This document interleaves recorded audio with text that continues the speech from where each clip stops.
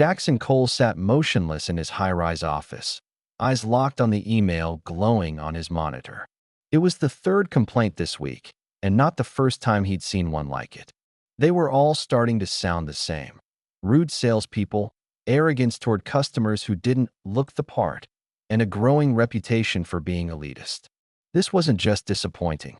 It was infuriating. His father had built Cole Automotive from the ground up, believing that customer respect and transparency could thrive even in the luxury market. But 2 years since Jackson took over, the tin dealership empire was slipping into a culture he didn't recognize. And this latest email struck a nerve deeper than the rest. It came from an older man who'd witnessed a teenage boy being mocked and dismissed at one of their flagship locations simply because he didn't look like he could afford a high-end car. The man had walked out in protest, empty-handed and angry. Jackson clenched his jaw. Somewhere along the way, the values had eroded, and maybe he was to blame. Relying too heavily on district managers and executives had distanced him from the front lines. That ended now. Without hesitation, he grabbed his phone and booked a flight. The next day, he stood in front of the very dealership in question, Westview Motors, one of their busiest, overseen by a manager named Paul Granger. Jackson had never worked with Paul directly, but the dealership's growing pile of complaints painted a vivid enough picture. Gone was the tailored suit and Rolex. Jackson wore faded jeans, a wrinkled hoodie, and sneakers that had seen better days. A baseball cap shadowed his face. Most of the employees had never seen him in person, and he was counting on that as he stepped into the glistening showroom. The scent of leather and polished chrome filled the air. Rows of pristine vehicles sparkled under the lights. But what Jackson noticed most was the posture of the salespeople, clustered in small groups, laughing, occasionally checking their watches, and barely acknowledging the few customers who wandered between the cars. That a teenage boy stood alone by a fire-red sports coupe, his fingers gently grazing the surface of the hood. His eyes glowed with admiration, even as his body language betrayed a sense of hesitance. Jackson watched as a tall salesman with slicked-back hair strolled by without a glance. "Excuse me, sir," the boy called softly. "Could I ask about this car?" The salesman laughed dismissively, not even breaking stride. "Kid, this isn't a toy store. Come back when you've got real money." Jackson's stomach tightened. The boy flushed, but didn't retreat. "I just wanted to learn about it." "Yeah," the salesman smirked.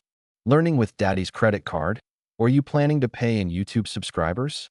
Another salesperson chuckled from across the floor. "Don't waste your time, Kyle. He's not a buyer." Jackson stepped forward, placing a hand on the car's hood beside the boy. "I'm curious about this model too." Kyle glanced at him with clear disdain. "You serious?" Jackson nodded. Kyle scoffed. "Man, this ride costs more than your whole outfit. You test driving or daydreaming?" Jackson kept calm. "What if I told you I was a serious customer?" Kyle tilted his head. "Then I'd say this isn't how serious customers dress or act. Real buyers don't come in asking questions. They already know what they want." Jackson caught the teenager watching him, his eyes wide with discomfort. He turned away without a word and walked toward the reception desk. Near the corner, he saw Paul Granger, laughing, arms folded, watching it all unfold with zero concern. Jackson left the dealership without saying a word. But in his mind, a plan was forming. The following morning, Jackson returned, not as a customer, but as a new hire. Using the alias J. Collins, he entered the building with forged credentials, courtesy of a friend in corporate HR. His application had been quietly pushed through the system, ensuring Paul wouldn't suspect a thing. The receptionist, barely glancing up from her phone, directed him to Paul's office with a lazy flick of her wrist. Paul leaned back in his leather chair, unimpressed. "You're the new guy?" Jackson nodded. "No handshake, huh? All right, here's the deal," Paul said, waving a hand dismissively. "You stick close to the senior sales team. You learn what works, don't get in the way, and maybe, just maybe, we'll talk commissions in a few months." Jackson said nothing. Paul gestured toward the showroom. "Go find Kyle. He'll show you the ropes." Jackson walked out and found Kyle lounging near the service desk, scrolling on his phone. When Jackson approached, Kyle didn't even look up until Paul barked across the room. "Kyle? New guy's yours." Kyle exhaled loudly. "Awesome."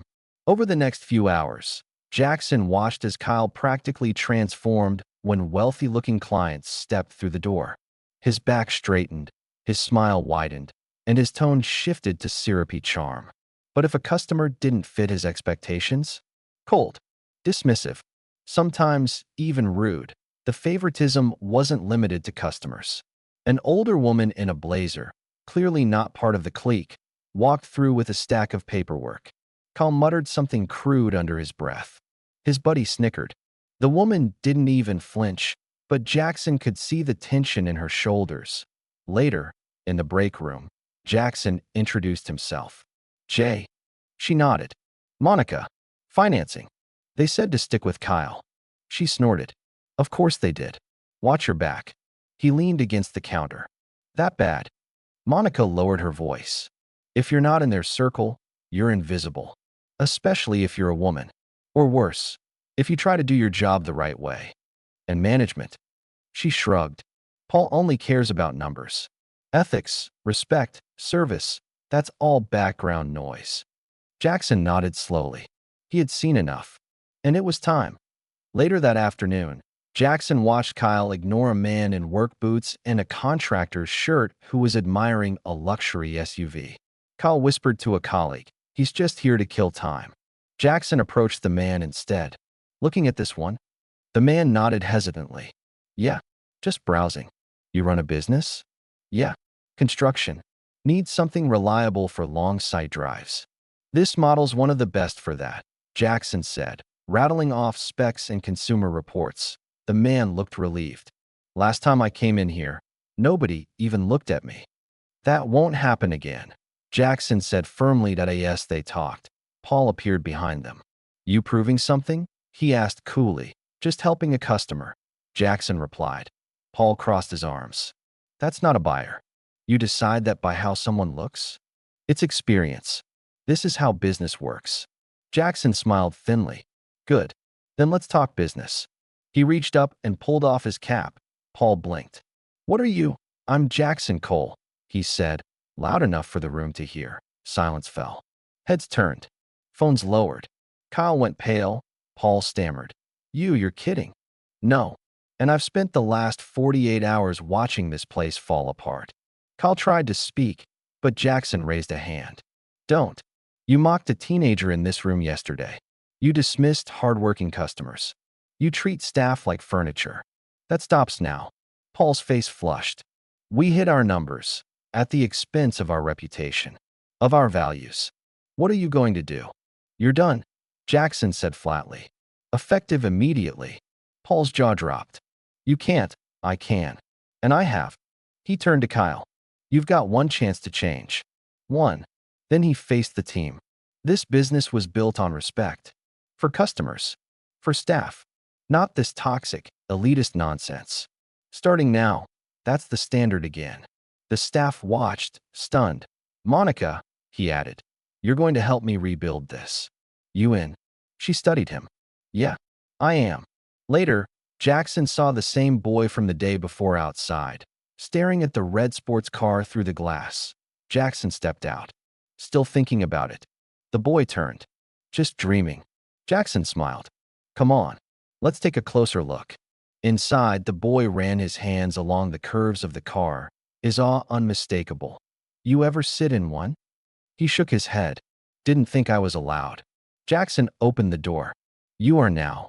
The boy sat in the driver's seat, wide-eyed, reverent. "What do you want to do someday?" Jackson asked. "Design cars." "Maybe. But people don't really think I can." Jackson nodded. "Then don't let them decide for you." The boy's face changed, not just hopeful, but empowered. "Come back anytime," Jackson said. "You're always welcome here." As the boy walked out, Jackson glanced back at the staff. They were watching, listening, some curious, others nervous. But the shift had begun, and Jackson knew this time it would last.